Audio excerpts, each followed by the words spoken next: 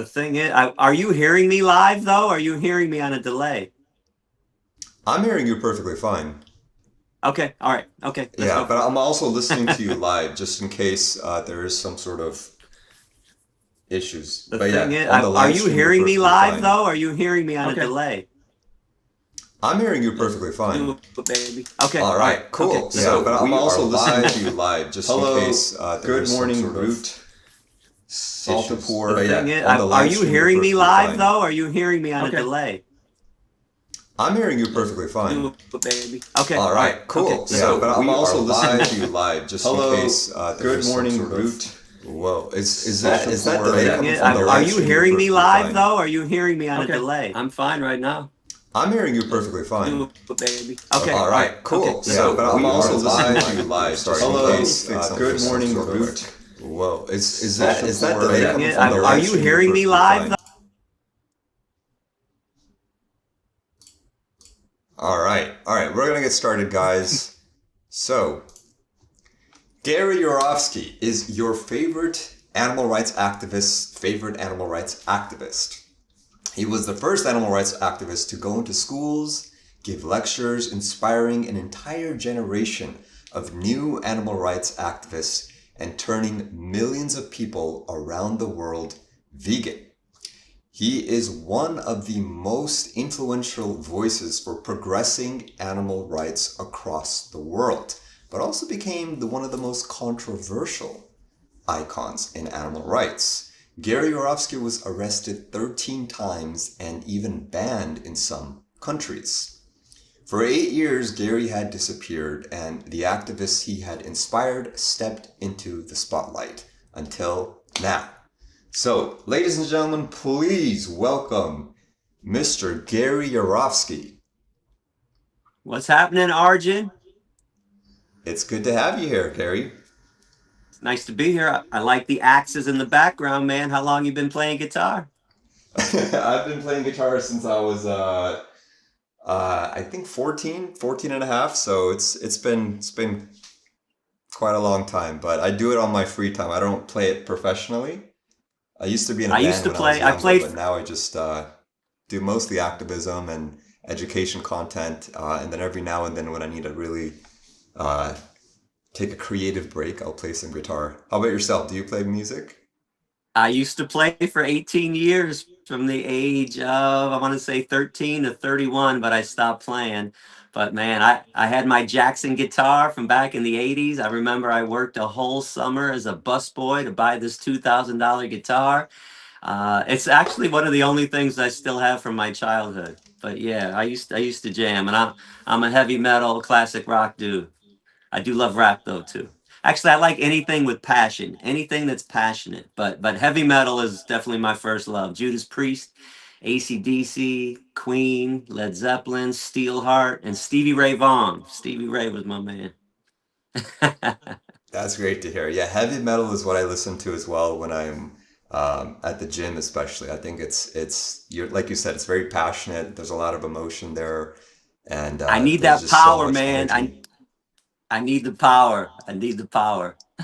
Yeah, yeah, yeah. And speaking of rap, is it true that the same people that work with Eminem once worked with you? I heard that. I don't know if that's true or not. Oh, it's true. It's crazy true, man. 1992, I did a rap demo with the Funky Bass team, Mark and Jeff Bass, and they were trying to decide which white Detroit rapper to choose. They made the right choice. They went with Eminem, far better than me, far superior. But if you go online, you can punch in my name and punch in the words "Declaration of Misrepresentation." The first rap I did was an anti-racist rap. And nothing ever happened with the rap game, so I really kind of forgot about it. I got discouraged and I never did anything else. But I still drop some bars every once in a while. Two bullets in my pocket and my check raising or hell raising, trail blazing, weed smoking, stargazing, seed eating, field grazing. So good with a straight razor, make it look like you killed yourself while you shaving. Wow. That's crazy. Like I feel like I could imagine you as a rapper in another life had you not have gone into school lectures. or had Eminem not existed. God, actually, man, I wish Eminem would become vegan. The shit that he could fucking lay down and put out there. Y- Woo! Yeah, and I know Snoop Dogg, his friend. I don't think Snoop Dogg is vegan, but he's very like he I think he must be like a sponsor or like he's just like an ambassador for Beyond Meat. And then Snoop Dogg's influence got Eminem's Mom's Spaghetti restaurant in Detroit to have vegan options. So I'm like, okay, well, there's Right. some options there. So I'm sure someone's discussed veganism at some point with Eminem. So kind of curious to see I if he heard ever. Snoop has vegan family members and he's super vegan friendly. But I also heard that Dr. Dre was vegan. I'd like some confirmation though. I'm very leery these days when I hear of a celebrity being vegan, unless I hear that celebrity actually saying it right out of their own mouth. I don't believe it because I've seen lists. I'm sure you have too. Most people have seen celebrity lists. I know for a fact they're at least 75% wrong, at least, and it could be more. So, in fact, the only time I really mention a celebrity being vegan is probably if they're dead, because dead vegans can't change their mind. So it's got to be like Pythagoras, Da Vinci, right? George Bernard Shaw. Yeah, I only trust the dead ones because right now I always hear somebody goes vegan and then all of a sudden next year they're not, or somebody catches them eating a chicken sandwich. They're like, okay, I'm not mentioning this shit anymore. Although Joaquin Phoenix and Woody and Erica Badu seem to be solid. They've been doing it for a long time. Yeah, yeah, that is true. And then sometimes the celebrities will just throw that word vegan out there just as like a buzzword for attention. Like I know Gordon Ramsay would say there's a video from him like a year ago where Gordon Ramsay says, "I'm going vegan just for lunch every day." I'm like, that doesn't make any sense. You can't go vegan for Right. lunch. Just eating plant based for lunch. Yeah, they're basically trying to say plant-based, but they just want to say the word vegan Right, right. just to attract I attention, know. but they don't know what the definition of vegan is. Um, cool. So I guess we can get started on just some questions. So so I have like a psychology background. I tend to talk a lot of psychology, mental health on my channel, and I know you've spoken extensively before about just the emotional toll of activism, speaking about animal rights, and how it can also lead to burnout. So I'm kind of curious, like if you have any tips on just self-care practices or any mindset shifts you've adopted since your return or any type of wisdom you have for other people who are becoming vegan in a non-vegan world or just animal rights activists in general that are going to have to deal with a lot of stress. So are there any like go-to highlight tips that you have on that? I wish I could help everybody with this, Arjun, man. I could use help with this. I don't know how to prevent all the stress that's out there. I was in the trenches for 18 solid years before the stress took me down. It just got to me. I also have a bad case of insomnia. Usually, although it's been better, the last week I've been finally sleeping 7, 8 hours a night. But for 25 years, I was only sleeping 2 hours a night. And I was still functioning, doing my 2, 3, 4, 5, 6 lectures a day, jumping in the car, driving 7 hours to the next city. I just couldn't stop because the animals were my life. They were the main goal. And I know I'm not the only one sharing that, but I was just in the trenches doing it so much. I finally had to slow down and back off and then stop. I mean, everybody knows I disappeared for around 8 to 10 years. That was my way of coping with everything. I'll admit I was smoking a lot of weed during this break. It really did help me. Although now I'm straight edge right now. I've been straight edge for about 45 days, maybe 2 months, and I'm feeling great. I am doing some deep breathing every day. I try to do an hour or 2 hours. I just lay down on the bed and I just breathe. I just inhale through my nose, out through my mouth. It's very relaxing to me these days. Meditation would be good, although it's not good for me. But if you can slow your mind down, I cannot. My mind is a curse and a blessing. It's a blessing because everybody heard all the speeches that I gave and all the interviews. That was my crazy brain, just nonstop thinking of new ways to explain the cause that we're all involved in. And the curse was, again, I couldn't sleep because every night I would lay down to try to go to sleep, and my brain would put me into a mock debate with Bill O'Reilly and Sean Hannity and Stephen Colbert and Jon Stewart. And then my brain would say, "What are you going to say when they say this?" So it was nonstop. Um, I think though a lot too. I mean, I'm still unhappy with the human race. I'm still unhappy with the world. I don't understand the fight that we're involved in anymore because all we're doing is asking people to not steal somebody else's baby, not rape somebody else, not commodify somebody else, not exploit somebody else, especially all those beings that have never done anything to us. This is the worst thing that I think we're doing to them. Cows, pigs, chickens, turkeys, and fish, goats and sheep. These creatures have never done anything horrible to us. They are the true victims of this planet, and we are the true victimizers. So it just all built up, and it took me down. I'll admit the stress just broke me, man. It broke me. But I'm revived. I'm alive again. I'm glad to be out of my coffin that I was in Michigan. I'm in Seville, Spain right now. I'm preaching again. I love being on all these podcasts. I was hanging out with Paul Bashir and the whole Anonymous for the Voiceless gang over in Cologne, Germany for 31 days. Then we hit Amsterdam for about 10 days.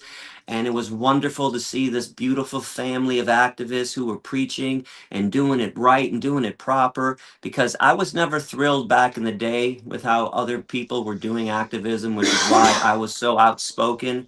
But nowadays, if a news reporter came up to me during the AV demos in Cologne or Amsterdam, I could point towards 80% of that crew and say, talk to them, talk to Oliver, talk to Thomas, talk to Lucy, talk to any of these people. They can explain it just like I can. So I'm so thrilled to see this great group of activists that are out there. I've been thrilled to talk to all the podcast people that are very eloquent and well spoken. I've done, I think, 25 or 30 so far. So this has released some stress from me too, allowing me to relax. And the most amazing thing on this journey that I've been on, and I've been listening to the universe that took me out to Germany, Amsterdam, and now Spain. I met my partner, my soulmate, my vegan goddess, Carmen. She's an absolute dream. She's going to be my social media manager on top of everything that we have going on. And I am just so alive. I'm on top of the world and I'm happy. And this is helping. And I've been sleeping. But the more and more things get better, the less stress that I'm feeling. So maybe a lot of it has to do with just finding some happiness in life. I wasn't happy. Um, I'm happy now. So I'm just hoping. I'm hoping everything's going to be steady from here on out. But I wish I had specific better advice for everybody that's stressed out. I don't, man. It's tough. Maybe you could offer some insight. Yeah, I mean, the way I offer it, as I try to just tell people about balancing because, and I'm sure you probably know this as well, I see a lot of infighting, and I think it's very, very hurtful to the movement when, you have a political difference with another vegan or a religious difference with a vegan or, a philosophical difference. And it doesn't even have anything to do with animal rights, but then somehow that gets highlighted so much, and then one person wants to cancel you because of this.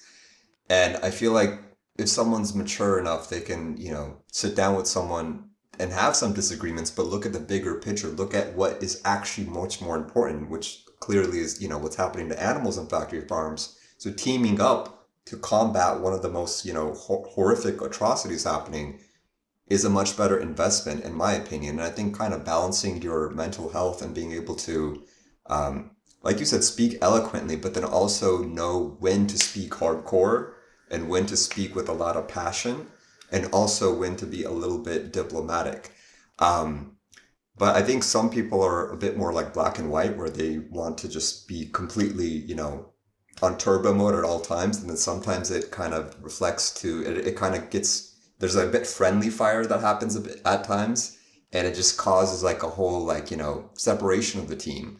Um, By But the yeah, way, I you're mean, to be spot honest, on, like, and I did an Instagram video about infighting. It's got to stop. The shit has to end, and I admitted that I was wrong. I was maybe the biggest infighter in the whole movement, and I went to battle with all the big names back in the day, and I regret every fucking thing I said and every moment of it because it didn't accomplish anything and it took the focus off the animals. So this does have to stop, even if we have disagreements about this issue or that issue, pro-choice, pro-life, pro-gun, anti-gun, whatever the cause is, the Middle East, all that stuff needs to be put aside because we're all supposed to be vegan liberation activists. This is the main cause. And I have to drive this point home for people out there that just don't want to forgive and forgive and forget. You can't agree with somebody 100% of the time.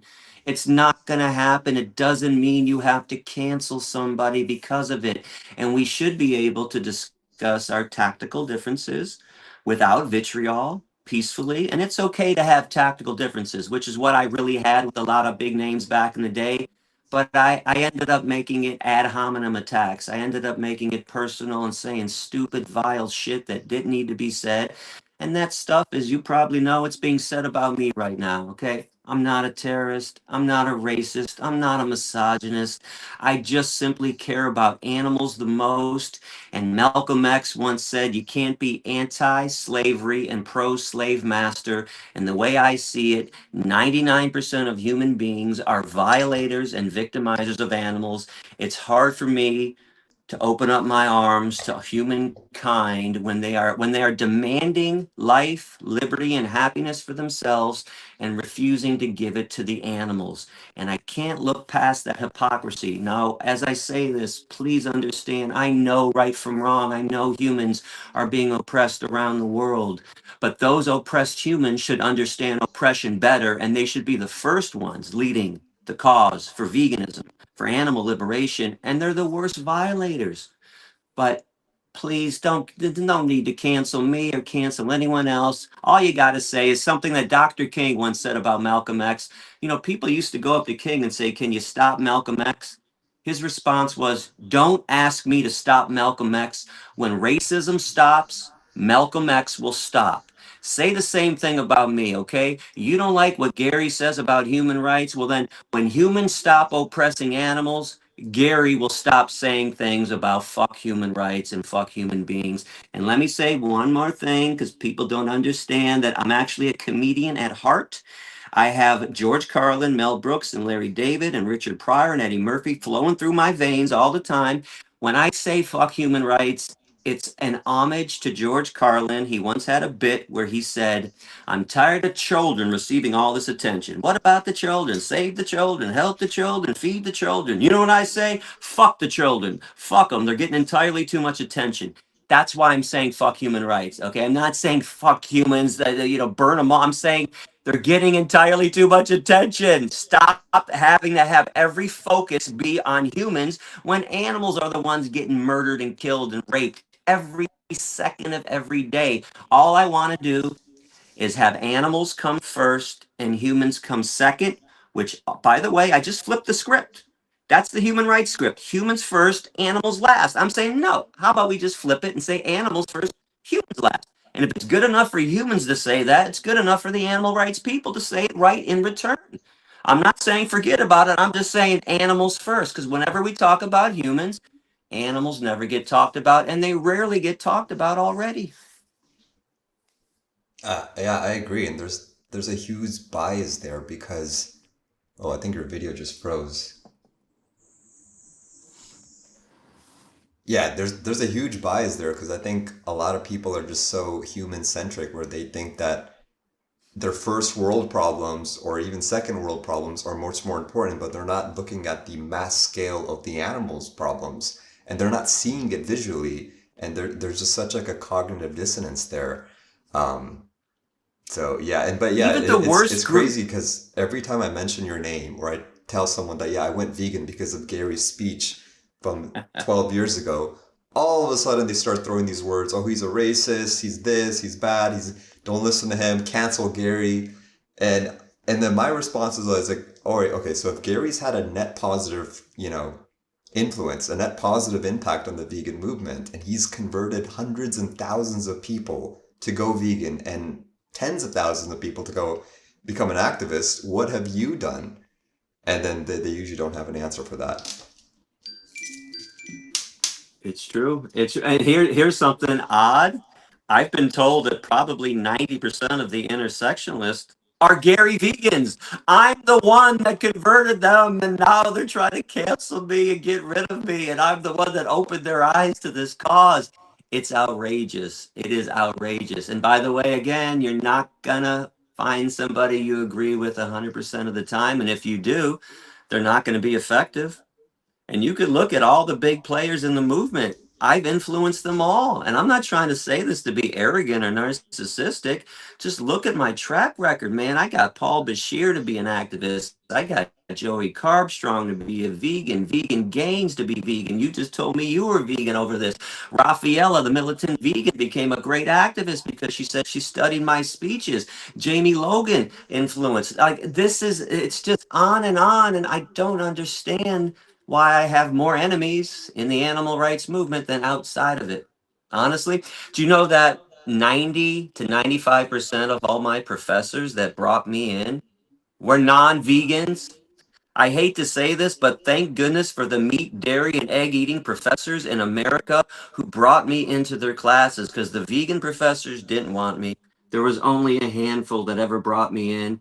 And the weird thing was they thought they were being biased by bringing me in. They'd say, oh, Gary, if I bring you in, I got to bring in someone from the meat industry. I said, excuse me, when was the last time any of these students ever heard about veganism or a vegan lecture? The whole world is meat. I'm the one that evens it out. I even out the playing field. You bring me in.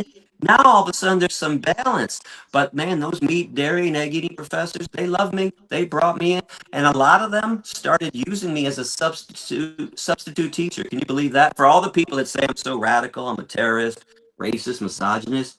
Do you know that Georgia Tech speech that has changed, who knows, hundreds of thousands to millions of people? Professor Hans Klein, that was his class, and I didn't see him for the last 5 years that I was lecturing, because at the beginning of every semester, he'd contact me first and say, Gary, I got a conference to do on February 18th. I don't want to cancel my class. Can you come and do your lecture that day, and the class is yours? They would use me as a substitute for all the people that think I'm crazy and radical. The meat eating professor would use the so-called radical tofu terrorist as a sub so he didn't have to cancel his classes. So I don't understand the hatred that I receive from the movement sometimes. It's really bizarre to me. Yeah, and I think with social media, people take things out of context too, and it's so easy for them to just take one little clip and not have any of the context. It's just like a 10-second clip, and then there would be an entire Right. comment thread of just people arguing about what you've said or something that doesn't make sense to them because they're too lazy to watch the full video or actually get the facts right. And then it just spreads like wildfire because it's the negativity bias, right? Humans are much more drawn to negative news than positive news, or let alone taking the time to research what the context is. So instead, they're just like, no, let's cancel. Cancel is much more engaging and fun because we can cancel a hero. And I think a lot of the times people people enjoy seeing, unfortunately, they want to see the hero fall more than they want to see the hero save the world. And especially if the hero has saved the world so many times, they're just like, all right, it's a little bit predictable. But what if the hero turned into a villain? Oh, okay, that's a story that will sell a little bit more. So I think there's a lot of human bias to just be entertained by a cancellation than there is for the actual truth and the actual facts. Because, and I'll tell you right now, there's some people arguing with me, messaging me about, oh, don't have Gary on your podcast.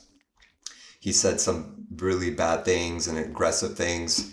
And I said, why don't you ask him directly on the chat live? So there's a two-way communication and that there's a fair conversation rather than telling me all these rumors that you believe and you've never even talked to him directly about it. And that person never showed Or they up. never read the essay. There's the one line that's out there from an essay that I wrote about how violence can be an appropriate tactic. And nobody ever, even back in the lecture days when students once in a while would bring it up. And keep in mind, I was doing 200 lectures a year. I only had 15 or 20 that turned into a crazy shouting match. Do people realize the success? I was 180 to 185 lectures without one divisive comment. And talk about a tough social justice movement that we have. I had to convince people in 60 minutes to be nice to a chicken, to be kind to a fish, and it was working. People were listening for the first time to this message that we all are trying to put out there. But man, those students sometimes in those bad classes would say, I went online and it said that you want women in fur coats to be raped. I said, can you tell me the whole paragraph, or you could just tell me just the one sentence? Because it starts out with, sometimes I think the only effective way of destroying speciesism is for each uncaring human to live the life of a monkey in a laboratory or a cow in a feedlot. Then maybe they'll understand what it's like to be treated like nothing.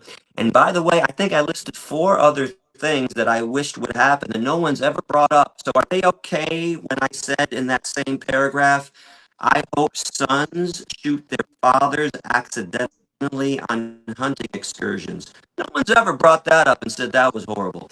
Then I said, I hope that matadors get trampled to death. I hope circus trainers get trampled by the elephants. No one's ever complained about that line. What about the line when I said, I hope guys in fur coats become disemboweled after they've been raped, or that vivisectionists catch diseases and they wither away and die because they're wasting time fucking with mice and monkeys instead of doing true scientific research. Focus on the one line. And by the way, don't get mad because I'm good at being mean. I was trying to be mean. The whole point of that paragraph was trying to be mean. What's I supposed to say? I hope women in fur coats win the lottery. I hope they hit the Powerball. I hope guys in fur coats, I hope they also go to the casino and hit the jackpot of a major slot machine and win $1 million. I was trying to be mean. The meanest thing I could come up with was rape. And for the record, if you read the whole essay, I asked for rapists to be executed and tortured before the execution. I think rape is the most evil thing that could be done on this planet. That's why I chose it.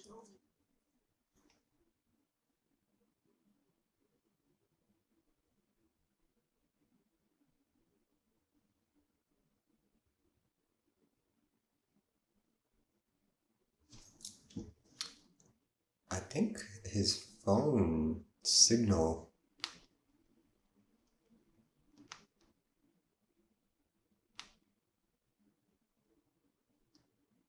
is gone. What just happened?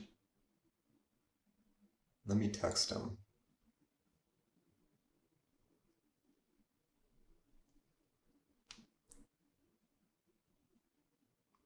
I have a feeling it must have been the signal because there was a little bit of audio delays if you guys noticed.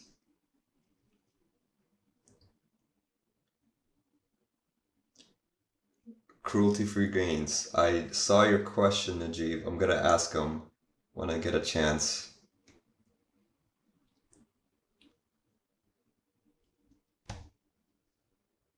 Uh-oh. It doesn't look like my text is sending. It might be his phone's dead.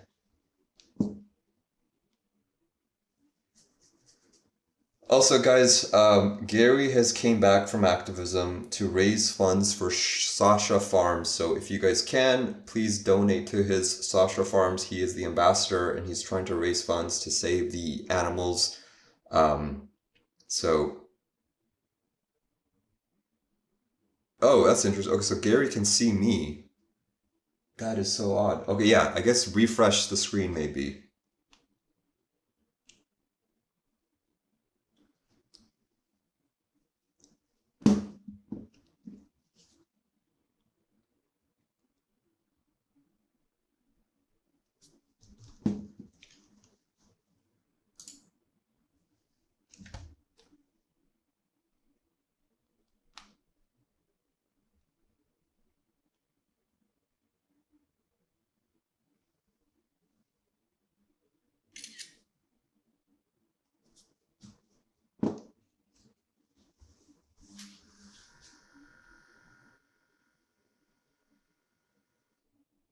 Yeah, I agree, Ruda. We have to agree to disagree and stop canceling each other. And if there is a disagreement, have a civilized conversation. I don't think it's worth canceling people, especially when vegans and activists are outnumbered. We don't have time to further outnumber ourselves and further divide ourselves. If there's a disagreement, have a civilized conversation, have a professional, mature conversation.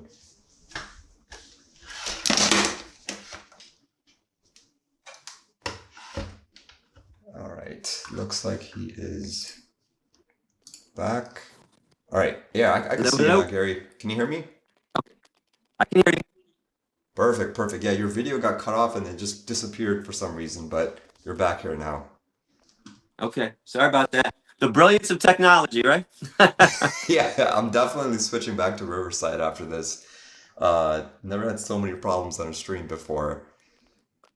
So cruelty-free gains is asking, what is the most effective form of activism in your opinion? Without a doubt, education. And there, listen, I ran the gamut of activism. I did it all, no joke. When I started in 1996, I did my civil disobedience. I got arrested more than a dozen times. I did direct action. People know about the mink liberation I did in Blenheim, Ontario, in Canada. I tried lobbying. I was doing media interviews, op-ed pieces in the newspaper, sign carrying protests down the streets.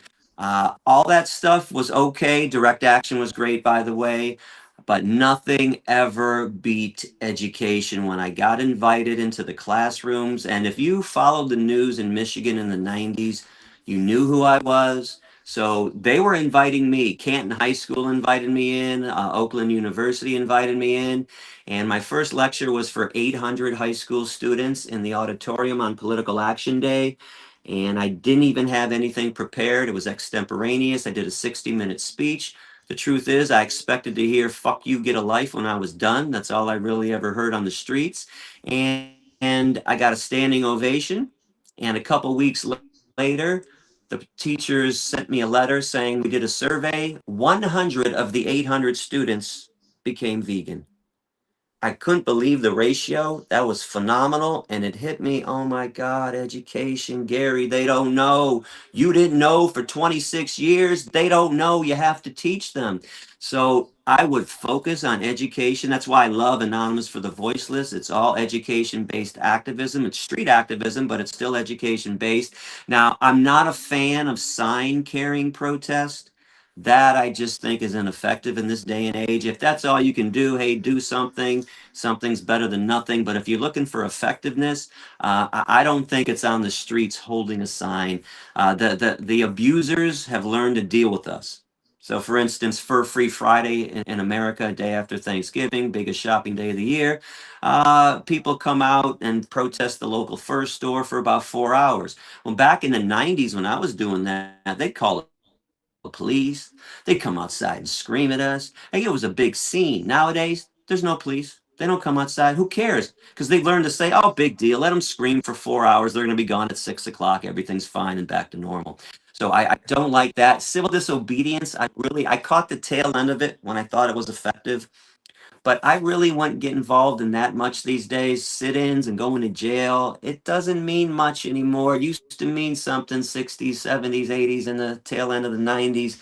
I think that's lost the effectiveness as well. Now, direct action is a great form of activism. I mean, the best way to liberate an animal, teach somebody like I was doing for so long, explain to them, allow them the chance and the opportunity to condemn animal exploitation and move on with their life, or liberate an animal, open up a cage, but be prepared for the consequences. They could be extreme. You could be looking at jail time, and a lot of people can't handle it, even if you think you can. Remember, there were 5 people involved in my mink liberation. Only me and Hilma Ruby stood true. We didn't apologize. Everyone else made deals, cried and apologized and begged for forgiveness.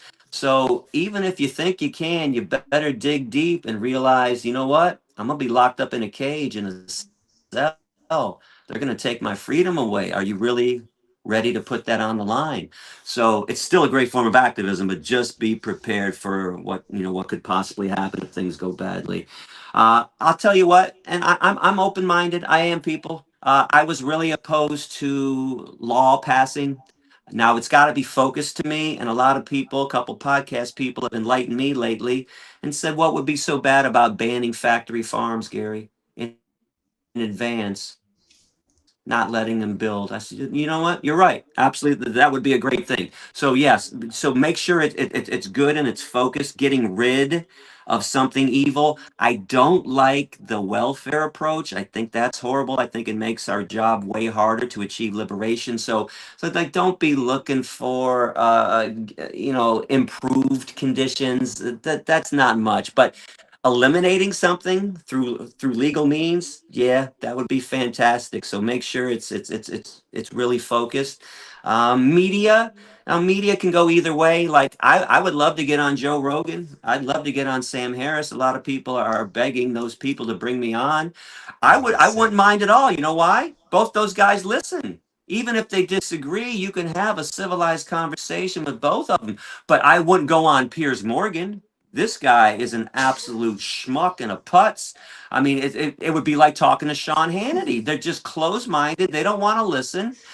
In fact, I have something funny. I saw Jamie Logan, who's a great activist, phenomenal activist. She was on Piers Morgan. There was a clip on her IG account, and I watched it. And Piers Morgan is saying to Jamie, "I've never seen a healthy vegan." Now, Jamie looks fantastic, by the way. And she handled it great. The only thing I would have said, "Have you looked in the mirror lately, Piers? How fat do you plan on getting? What do you mean you've never seen a healthy vegan? I've rarely seen a healthy meat, dairy, and egg eater, and you're the exact epitome of an unhealthy. Well, what the fuck are you talking about?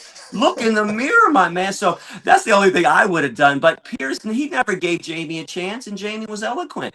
He never listened. So it makes sure you're doing media with people that are at least open-minded and willing to have a discussion, just like the professors, just like my meat, dairy, and egg-eating professors who say, "Yeah, Gary, you can come to the class and you can make a case for this. We're interested to hear what you have to say." Believe it or not, there's a lot of meat, dairy, and egg eaters like that who are interested. And those are the people that we used to be. Right? I used to be one. That's why I'm vegan. You used to be one. Okay, tell me about why I should become vegan. Tell me why exploiting animals is wrong. So find those people in the media and find those people in general and reach out to them. But education by far. Oh, and let's not forget about something that everyone's forgotten about, and I just forgot sometimes: sanctuaries. Please, vegans, the animals have no one else to rely on but us. Support your local sanctuary. And if you want to do me a big solid, if I turned you vegan, make a donation to Sasha Farm in Michigan. I've been going there for 30 years. Right now, the old owner has retired, and instead of gifting the farm to the new generation, he's making us pay for the 50 acres of land that Sasha Farm is on, and it's 675,000. It's a ton of money that we don't have. That's why I came back to. I'm begging everybody to help out Sasha Farm. If it wasn't for this payment demand, I want people to know I would still ask people to help, but it wouldn't be dire. Sasha Farm does bring in 250,000 annually, which is what they need to run the place. It runs just fine, but they're trying to raise 675 to purchase it so they can keep it alive. So please make a donation to Sasha Farm. And if you'd still rather help your local sanctuary, I don't care. Just help your local help a sanctuary out. If we're going to sit there and insist that people stop harming animals, animals are going to need a place to stay. So don't ignore the sanctuaries and give your time too. I would always give a couple hours a week over the years, especially on heyday where nobody wanted to volunteer because you had to bale 1,000 or 1,200 or 1,500 bales of hay, and that's some hard shit. But donate some hours too, a couple hours a week, and help out those sanctuaries. Very important Yeah. work. And bless Shara Jones, the animal care manager up at Sasha Farm, and the whole crew, and Lisa and Darcy and Erica and Bob and all the wonderful volunteers there. There are people doing some great work at sanctuaries, and it's hard, tough work, man. Yeah, just echoing on that, guys, and the chat. Please, if you can, donate to Sasha Farms. I'm gonna be donating as well. after the stream ends. And if you go into the YouTube description, you'll find the link to Sasha Farms. You can click there and it'll be the first pop-up that comes on your screen where you could donate and help that sanctuary off. Cool. And yeah, so Gary, you mentioned like education-based activism being the most effective approach. And I totally agree because I used to be doing a lot of or I still do a lot of AV stuff, not as often, in the SoCal area. And then I started going into, schools. Like I went to elementary schools, I went to middle, high school, and university is probably, I think, my favorite because I can have like full, deep conversations with the students. But kind of reflecting on your Georgia Tech speech, you have a lot of elements of, storytelling and rhetoric that I think made it really impactful.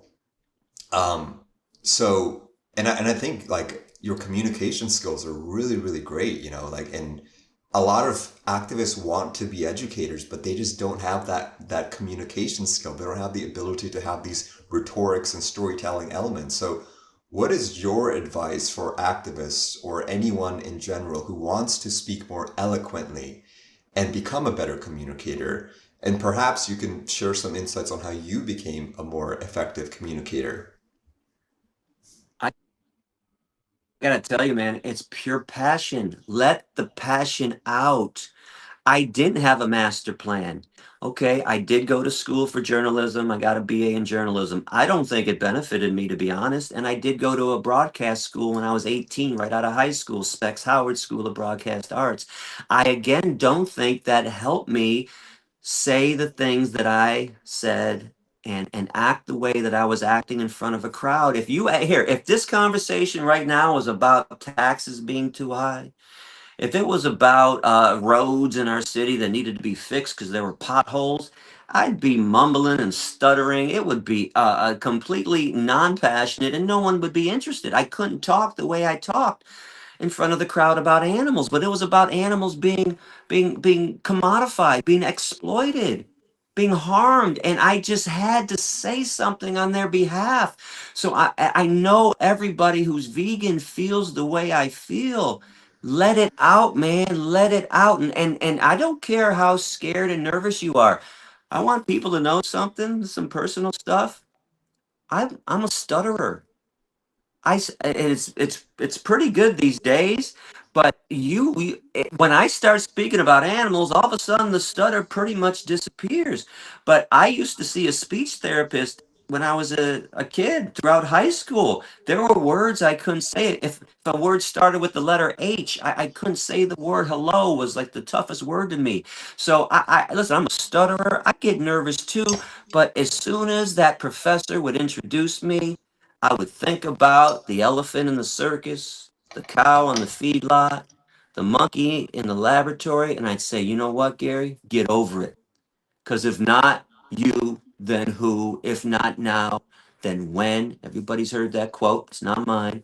Okay, take that quote to heart. You have to represent them. You have to speak up and speak out.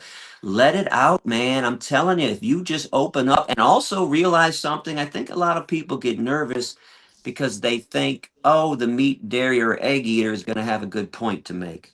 No, they're not. They never have and they never will have any point to make. Because if they did and it was a good point, then animals would deserve it. So you have to know deep down in your soul that what we're speaking on, the cause that we're fighting for, is 100% accurate, noble, and magnanimous and altruistic.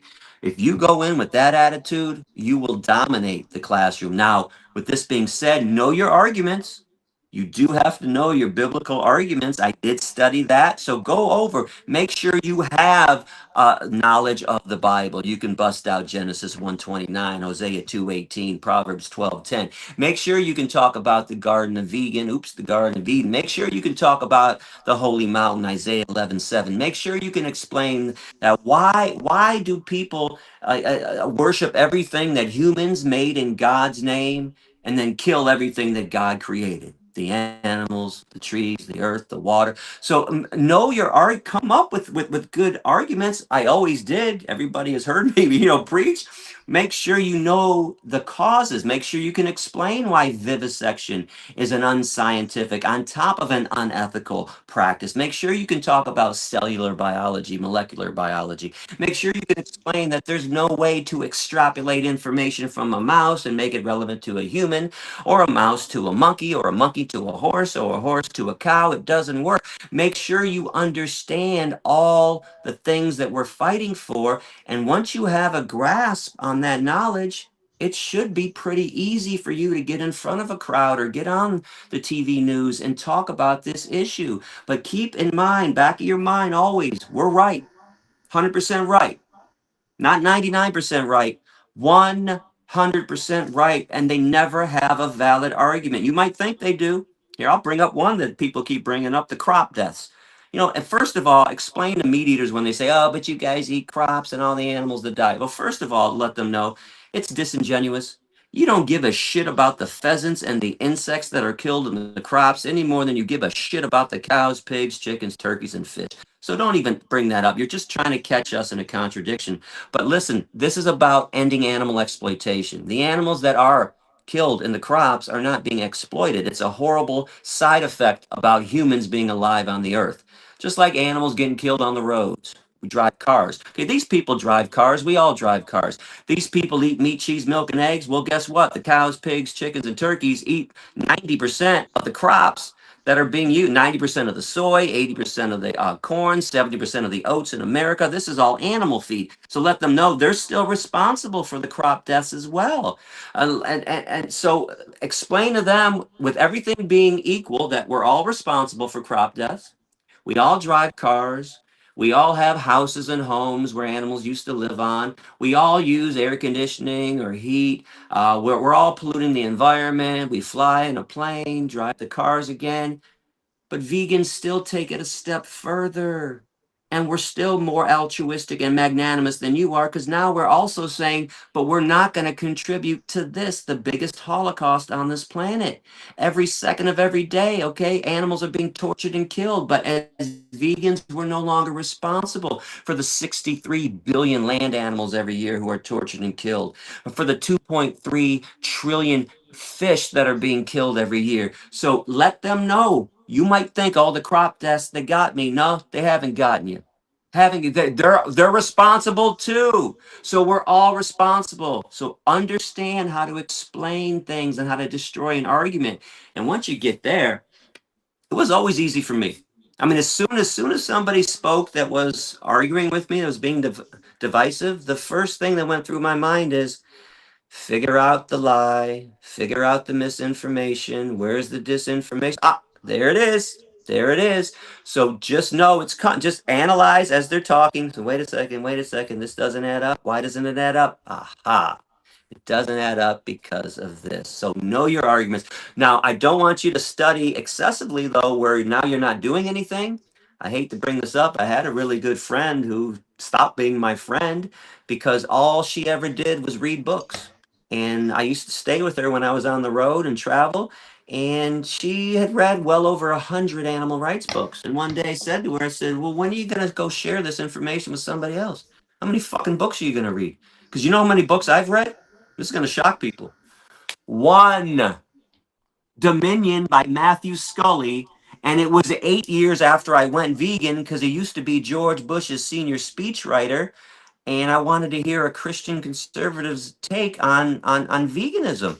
I skimmed, don't get me wrong, I skimmed a lot of books. I got the essential information, but what's the point of reading dozens and dozens of books, especially if you're not going to share the information? Don't sit there and just read and read and read and not share it.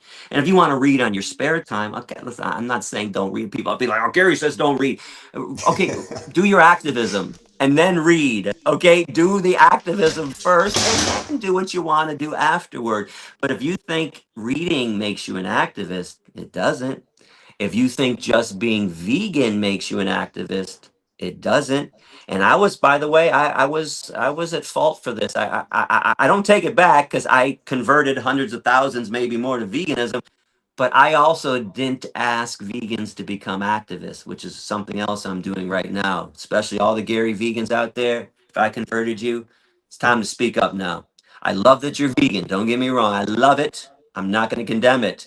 But veganism without action is not enough. You got to do something. And if we all reached out and converted 5, 10, 15, 20 people, imagine how far along we really could be in this movement.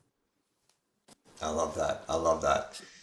Yeah, and I think you're spot on with like how to be a better communicator. Like first you gotta really channel that passion, and that's so crazy that you're stuttered, but then when you were passionately talking, you just sound like one of the best speakers in the world.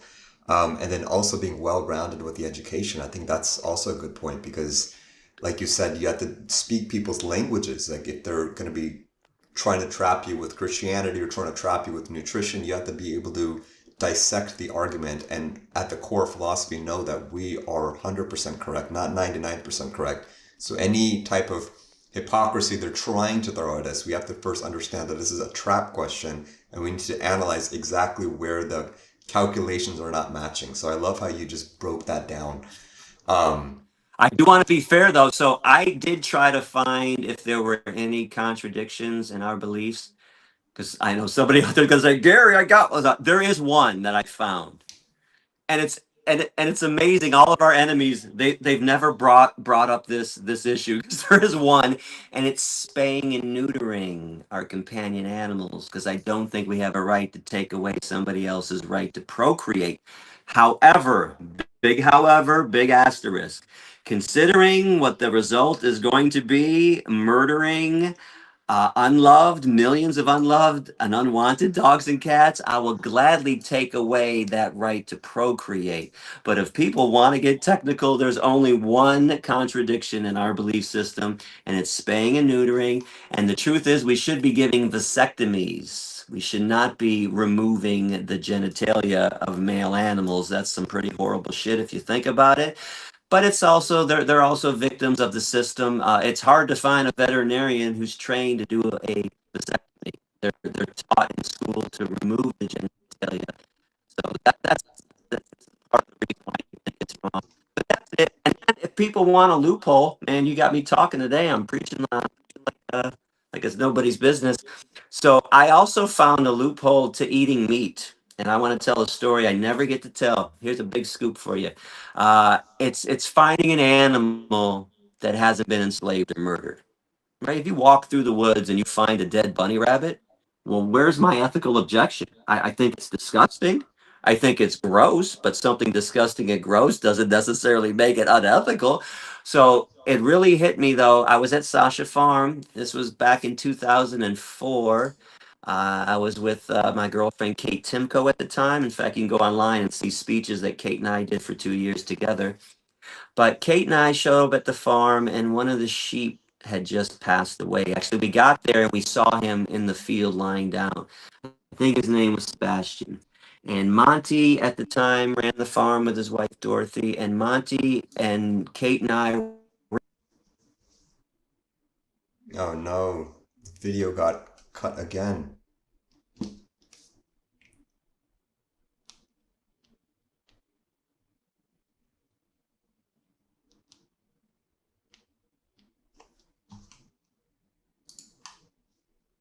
And we went to grab 2 shovels. Monty turned around and went to get the tractor to scoop up Sebastian and pick up his body. He met us in the back where we dug a hole and we buried him. So later on, after we were done, I said to Monty and Kate, I said, you realize we could have had a barbecue today. And they were kind of shocked at Gary saying, what?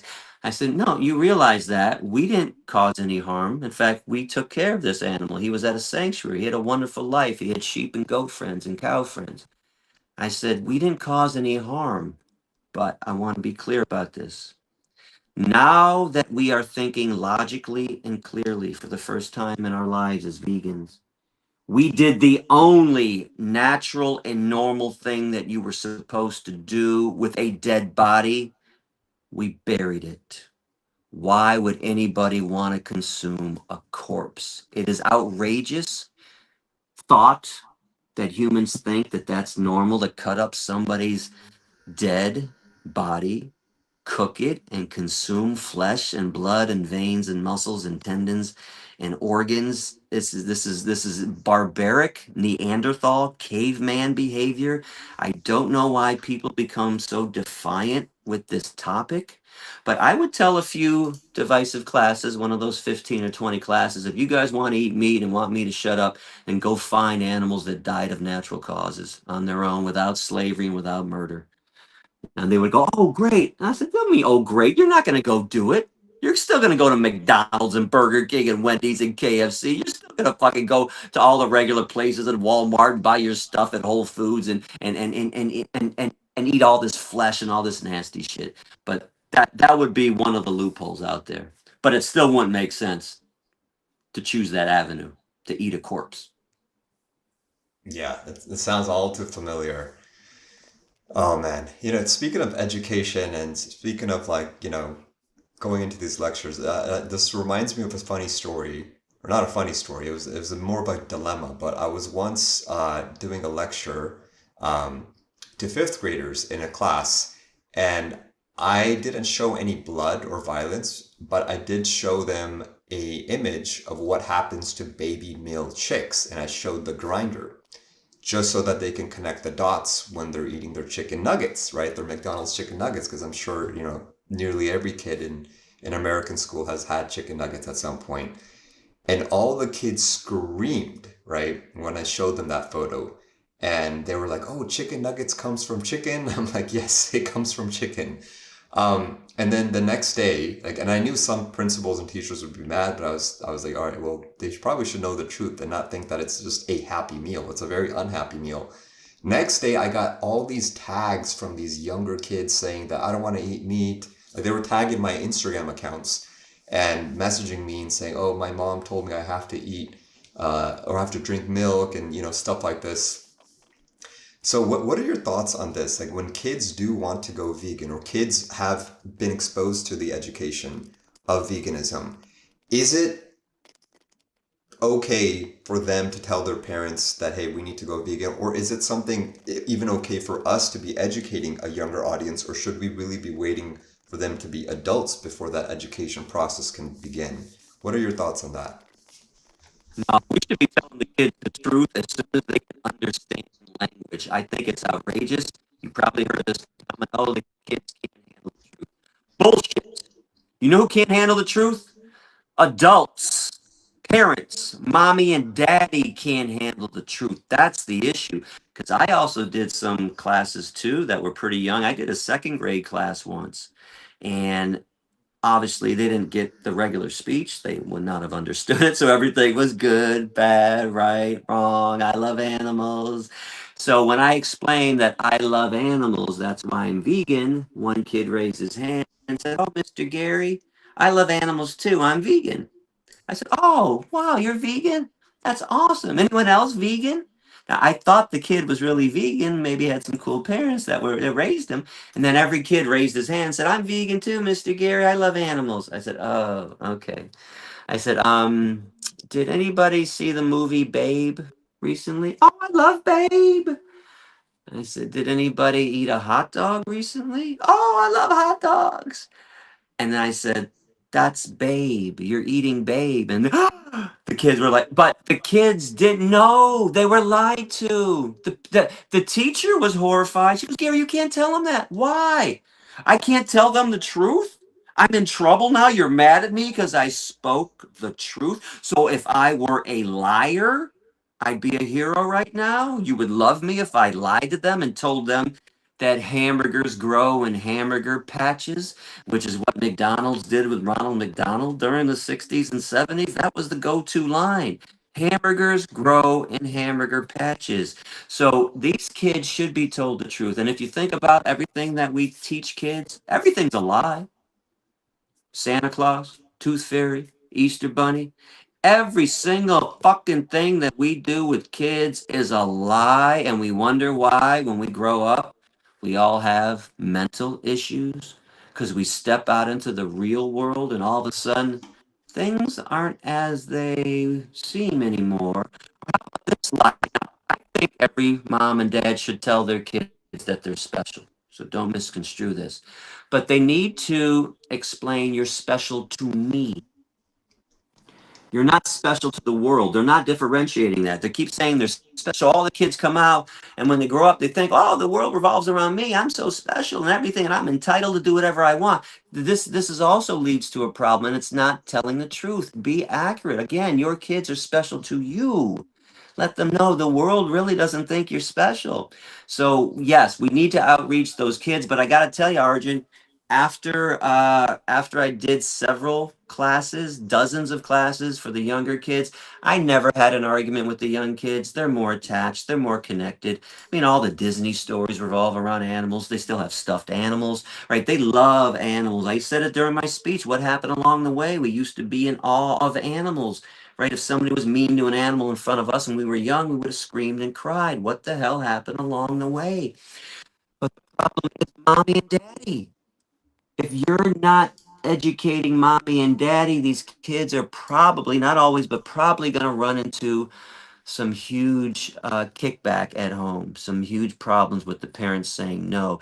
And this came to light for me in Toledo, Ohio, Aurora Academy, seventh grade. Seventh grade. Best question, by the way. If people say, "Oh, Gary, what was the best question you ever had?" Well, I never really had a great question because the whole thing, as I said before, they never have a great point.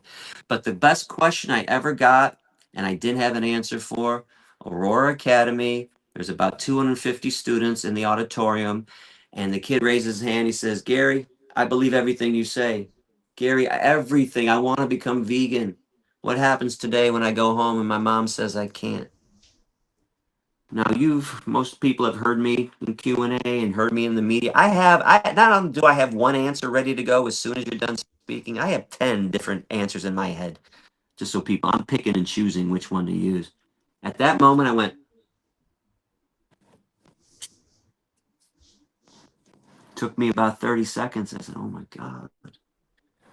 And I walked out into the crowd, ended up saying, listen, if your parents say no, I can't hold you accountable anymore. You're under their law. I said, but do me a favor, beg and plead. And I gave them my business card. I said, here's my number. They can call me if they have questions. In fact, somebody gave me a pen. I wrote down Dr. Jerry Velasic. Said, if they have questions about health, Jerry's a good friend of mine. This is all for free. I call him and ask him. I said, but if you can't do it, just promise me as soon as you are able to become vegan on your own, you will. I made him promise 3 times just to kind of ease up the whole situation and I gave him a little hug. I said, okay. So that's when I realized I need to go to colleges. This is why I ended up in the college circuit, because you no longer need mommy and daddy's permission anymore to become vegan. The only downfall was I did lose something along the way, because the older you get, the more detached from animals you are. But I chose to go to the college crowd. Now, if you think you, and there's so much red tape in the elementary schools, middle schools, and high schools, it's really hard to get in there anyways. And people might be wondering too, how do I get into a school if I want to? Now, I mentioned I was getting invited a lot to begin with, but my whole tour wasn't people inviting me. I just reached out, and it's this simple. You want to speak in a college classroom? Pick a school, pick a city, go to 3 or 4 college websites, grab every professor's email, which is what I did, and send them a note asking them.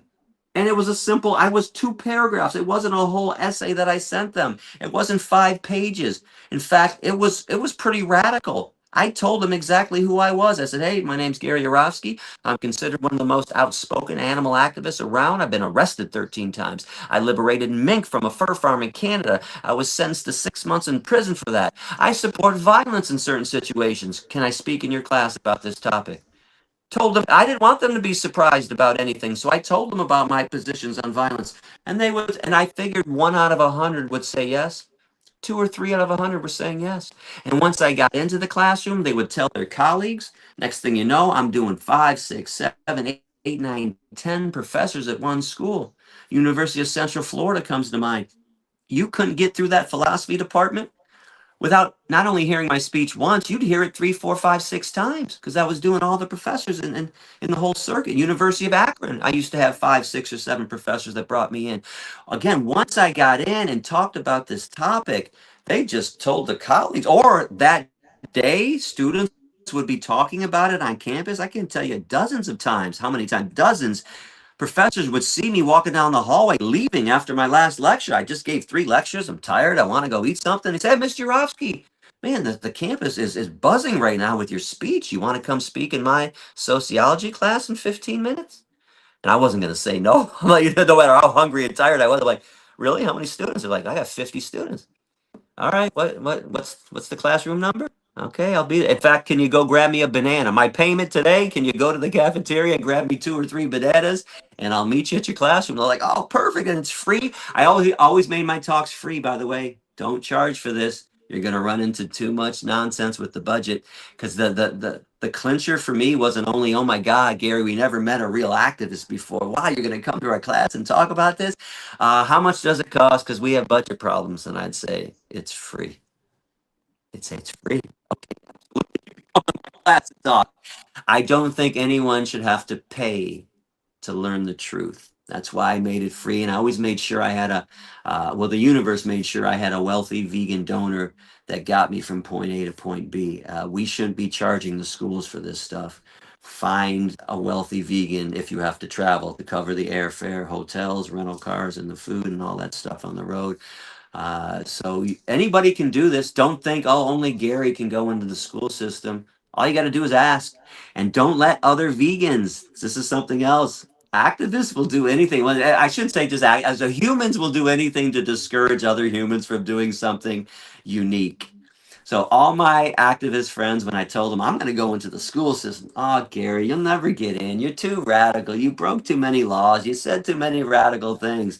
I'd say, really? Well, I'm sending out emails and I'm already getting people saying yes. Why people, I don't know why people want to discourage others. And just think all the people that we collectively admire went out and did something that was pretty radical. And but then every time somebody new wants to do it, they say, "Oh, you can't do it." But you think run down the list: Gandhi, Malcolm X, Dr. King, Rosa Parks, Cesar Chavez, Harriet Tubman, Frederick Douglass. Everybody that Nelson Mandela, everybody that we love was radical, broke laws, and did something out of the box. Step outside of the box if you want to change the system. You want to change the box? Don't work within the box. Step outside of it and come back into it. And everybody can do this. Again, know your arguments. Be passionate. Let the passion out. There's a reason you became vegan. Be their mouthpiece. Be their spokesperson. Yeah.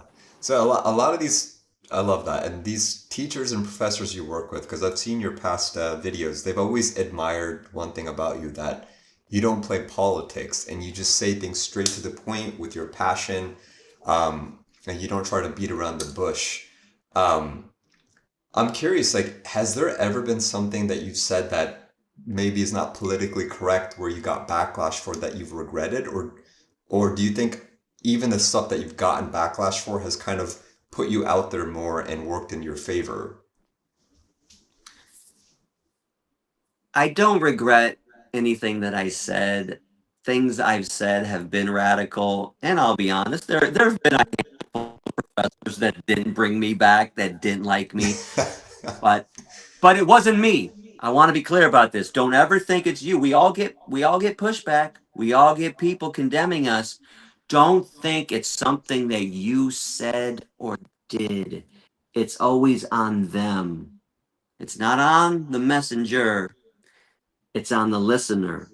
The listener, a lot of times, isn't ready to hear the message. The listener doesn't have an open mind. I learned this the hard way because I used to get up multiple lectures in one day. I'll give you an example. I was at University of Akron once. I had a morning class where they called me Timothy McVeigh.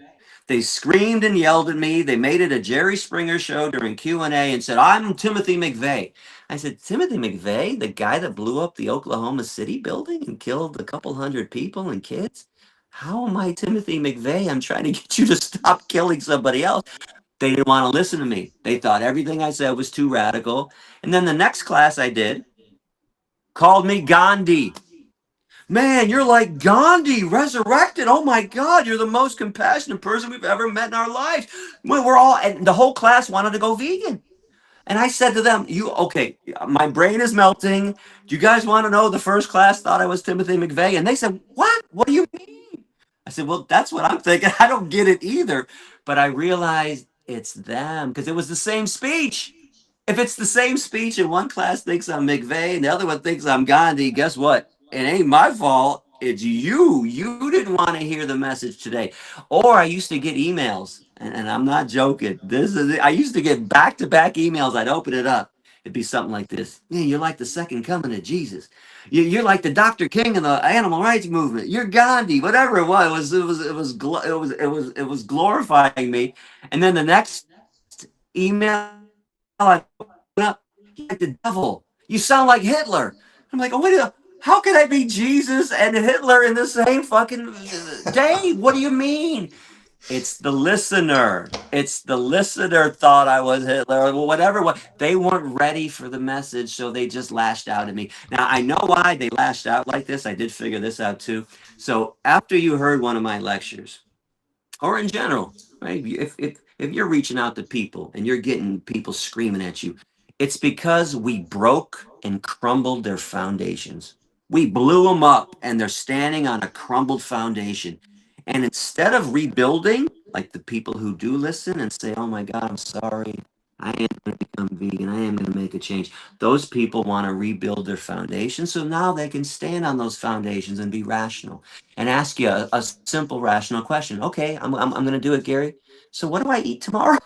Okay, simple, rational question. I get it. I was there too. I lived off peanut butter and jelly sandwiches for the first 3 months. When I finally changed, I didn't know what to eat either. That's a rational question. That's me rebuilding my foundation. Okay, I know I don't want to eat animals anymore. I'm done eating my friends and I'm done viewing my friends as commodities and I'm done wearing their skin. So when the people lash out and say, "Oh, Gary's Hitler, or Gary's Timothy McVeigh," well, they have crumbled foundations and refuse to rebuild. So you're trying to walk and rationalize on a crumbled foundation? Yeah, you're going to say stupid shit. Like calling the guy or calling us who are we were trying to end cruelty, trying to end murder and rape and baby stealing, and you're going to reach out and call us Hitler? Well, that's on you. That's your crumbled foundation making you say stupid shit. Or you get the other stupid shit. God says it's okay.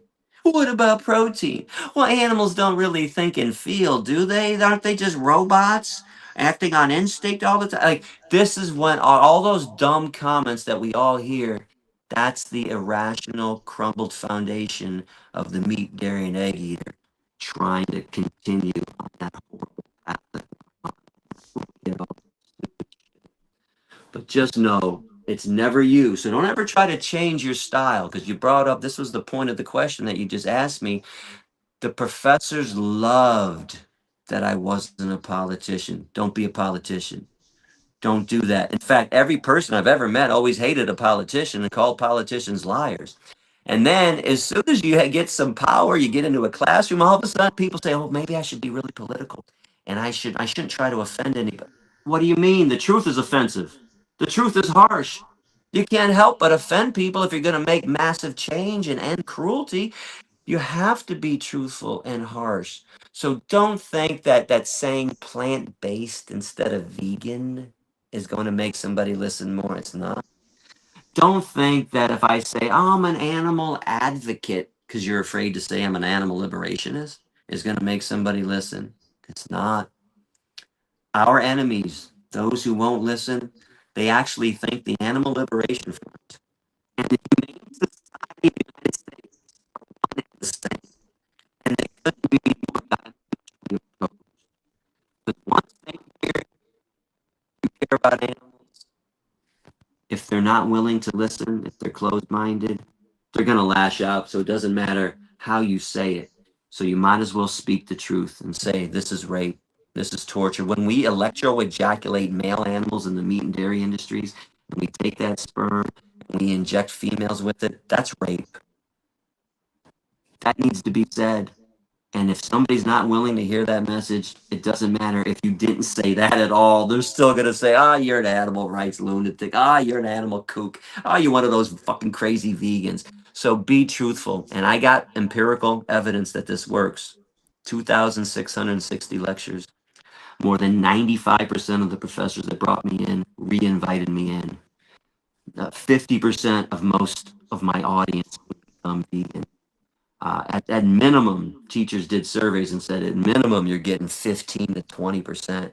That means even in those bad classes that turned into a Jerry Springer show, I was still grabbing people. In fact, they came up to me. I remember that. I remember them coming up and say, Gary, I'm sorry. I don't know what they were listening to. I heard what you had to say, man, and you changed my life, and I'm going vegan.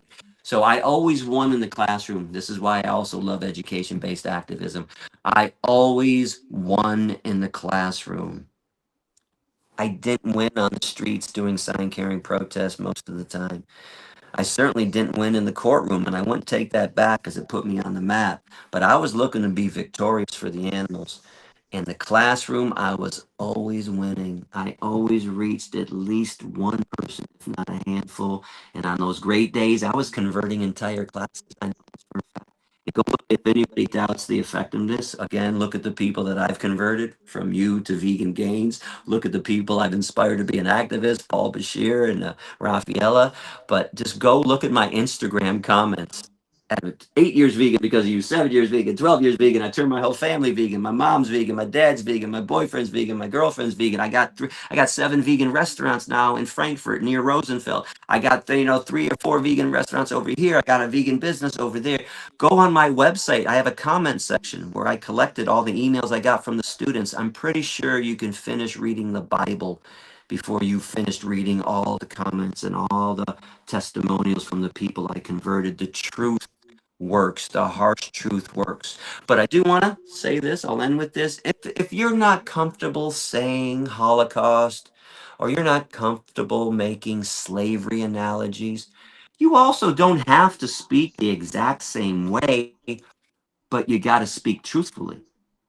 So I'll admit you don't need to say Holocaust to make a truthful analogy, to make a truthful presentation on behalf of the animals. However you want to speak, speak. Just make sure it's truthful. Just make sure you're holding people accountable. Just make sure you're explaining you can't respect animals if you're eating them. Use those AV protocols, those AV guidelines. Ask them how they feel about animal exploitation, right? Question them. Are you saying that you can care about animals while you eat them? That sounds like a contradiction. It sounds like you're being hypocritical. Put them and still call them out. But I don't care if you want to do early Malcolm X or you want to speak like Gandhi. They were different styles. Find your style, but always be truthful and don't ever be a politician. It's the worst thing you can do is walk into there and say, I'm going to try to please everybody. Say things that people need to hear, not what they want to hear. That's some great advice too. I always said things that they had to hear, that they never heard before. It's time to bring up the electroejaculation. In my eyes, it was time to bring up the rape. It was time to bring up the baby stealing. Don't avoid those topics, but you can say them in however way you think is going to be more palatable for the crowd. I don't care, but just say it.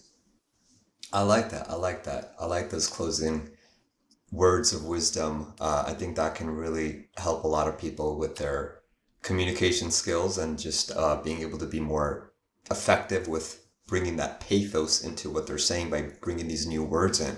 I guess one last question I had as we're getting into like the deeper words of wisdom here. Do you have any advice for this new generation of vegans and animal rights activists to keep their optimism up in this war for animal liberation, or are we just all fucked? Do we like is there hope in the trenches, or are we like what's like your how do you keep your faith strong and how do you keep your hope going for animal liberation? I think people have heard me talk about this on some other podcast, and I mention at times I don't feel there's any hope. I don't think we have a chance in hell. I want to be clear, though, it depends on what day you ask me. The day that there was a big podcast out now that everyone's seeing, and I said I have no hope. Understand a few things. I've been vegan for 29 years.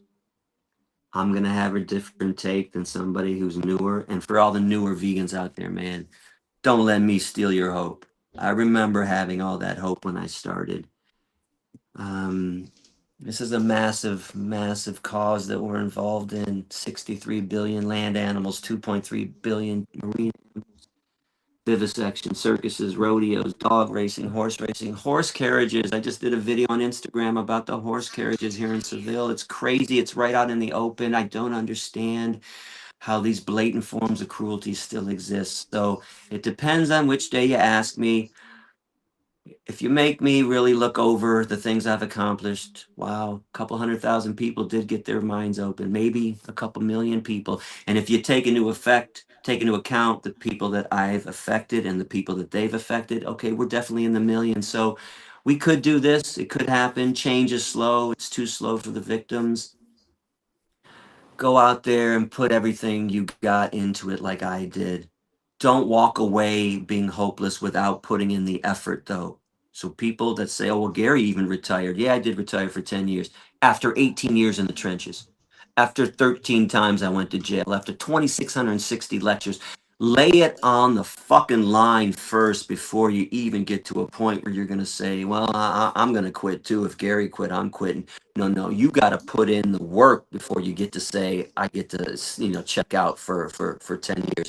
But do have some renewed belief. I want people to know that interview that's out there right now, the big one. I recorded that in June when I first came out, so I was still feeling hopeless. I feel like there's a chance now after hanging out with Anonymous for the Voiceless. I feel like there's a chance again after I've been reinvigorated with Carmen, bringing love back into my life and having a partner in crime and a partner to go out there and do this and be a two-person army. I feel like maybe we can make some massive change and that we need to be out there. I feel like with all the new vegans that are speaking out, man, wait, you know what? Maybe there is a chance. So don't throw in the towel. Don't throw it in, man. And I'm back in action. I'm back now. Let's all go out there and do the best that we can do. Let's make a difference. Let's speak up, speak out, speak like we would want to be spoken for if we were in the animal's position. That's also key. So when you're out there speaking right, and you're thinking, oh, I might need to play a political game. No, no, no. If you were in the animal's position, how would you want somebody to say this? Because that's something I always did and I still do. That's why my words are harsh at times and militant. But go out there, still have hope, especially if you're new. Because I ran into somebody that had been vegan for a year and a half and she was ready to throw in the towel. I'm like, whoa, hold on a second. Whoa. Yeah, that's way too early to be giving up. I said, this is 29 years of vegan. Okay, come see me in 29 years if you feel like how I feel and you feel like it's hopeless.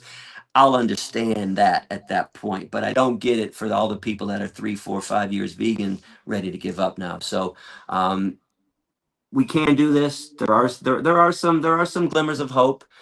It might not be how we want it to happen.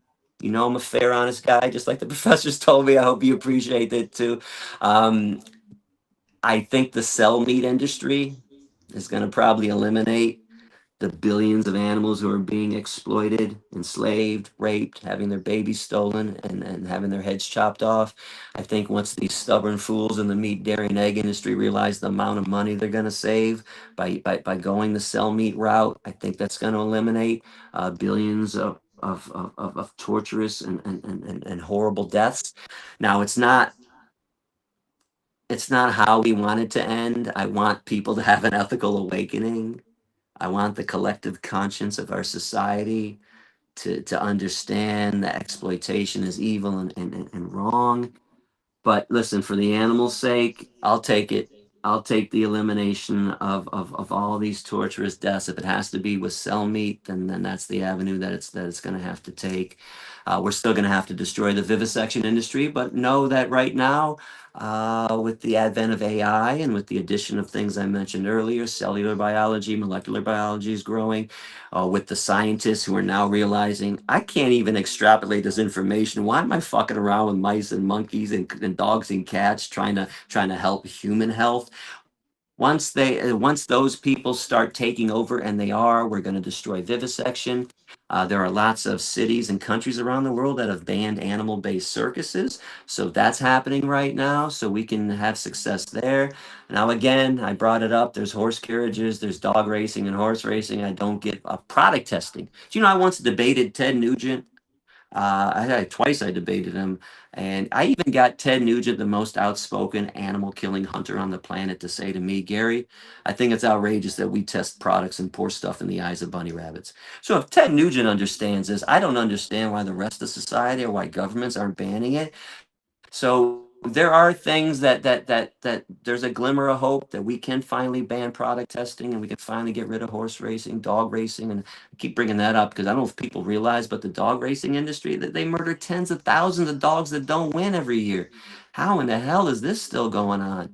Horse racing with all the bits they're putting in the mouth, the whips that they're beating these animals with to make them run faster, the blinders that are put on, all the devices put on these animals. They shouldn't be slaves to us. They shouldn't be forms of entertainment.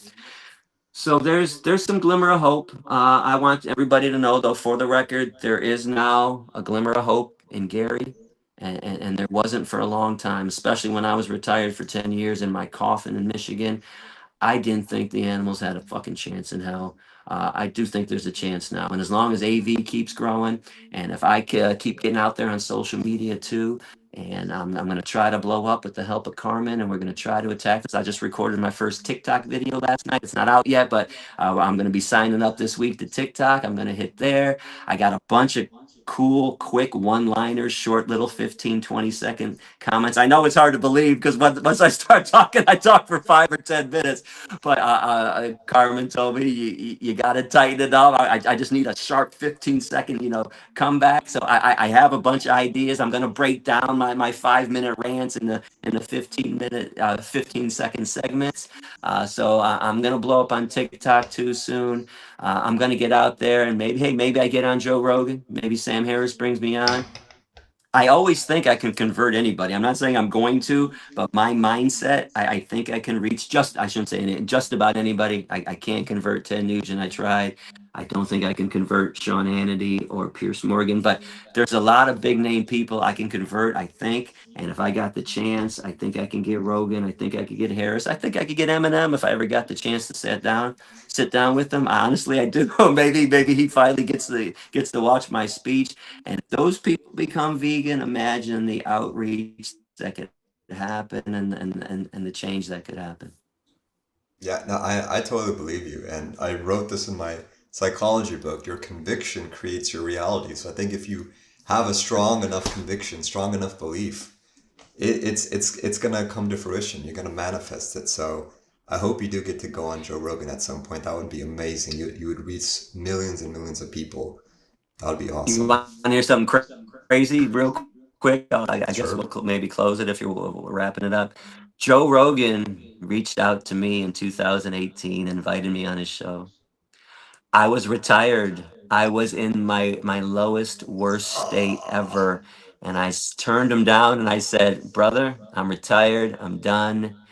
I appreciate the offer. Feel free to use my speeches, anything, any of my writings. I don't copyright anything. He couldn't believe. He goes, okay, really? All right. I'm getting people are emailing me and saying you got to get Gary on your show, man. And I said no. So I'm hoping Joe reaches back out. Joe, bring me back on if this gets to you, man. But so I did get an invite once, so maybe the second invite will actually come. I